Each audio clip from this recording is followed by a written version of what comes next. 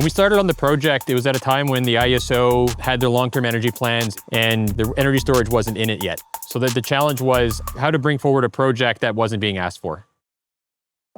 Yeah, I have a lot of stories to tell.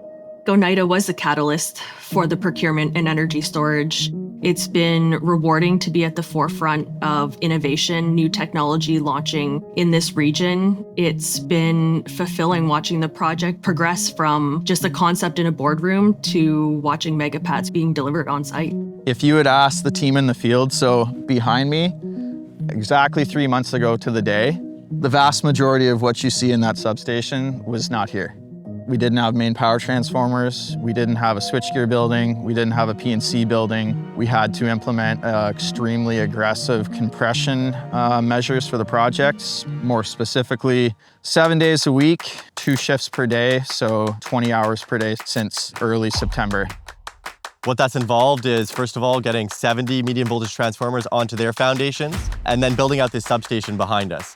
The substation contains 2 high voltage transformers, as well as breakers and switches that make the connection to the grid. There's also a protection and controls building at the back of the substation that contains all of the electrical equipment required to control the site. First milestone was on November 12th. It's called Dead Zone Transfer Trip. December 3rd, we had Live Zone Transfer Trip for the first circuit.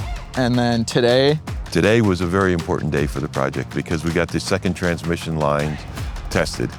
Moving power in and out of the site for the first time soon. It's a good vibe. Since we achieved backfeed power today, that essentially means that we're moving into the formal hot commissioning phase of the project. The project can now pull electricity in from the grid and push electricity back out to the grid. Then the next step is to actually bring the power all the way into the switchgear in the substation building on the low voltage side. And after we bring the power to the low voltage side of the substation, then bringing power to each one of the mega packs. By the end of March of next year, I believe we should be through with commissioning and also through with performance testing. And sometime in April or May, we should be able to take this plant to commercial operations. Bringing the project online is going to be monumental, not only for us, but I think for the sector as a whole. There's a lot of eyes on us waiting to see how this project progresses and the takeaways that we learn from this project to better inform future procurements or other energy storage projects as well. Seeing a lot of waste on renewable energy as well, seeing curtailed wind, seeing maneuvered nuclear facilities, and seeing us export and give power away when we have nowhere to put it, that those days will come to an end now. When I first walked out here and there was trees and overgrown and growth and brush all over this site, working through the foundations and the electrical wiring and the transmission line to get to where we are now, it's a great feeling.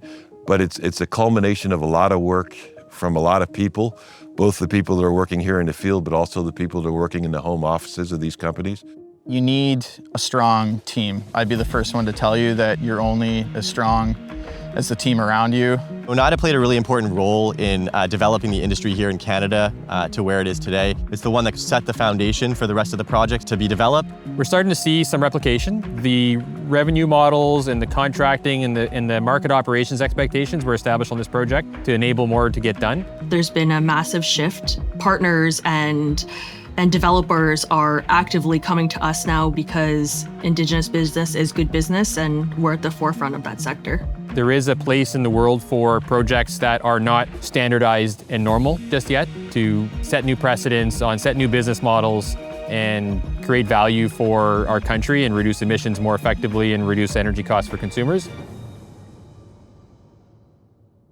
Oneida is the first of its kind, but the first of many to come. That is for a reason while we enter the energy transition.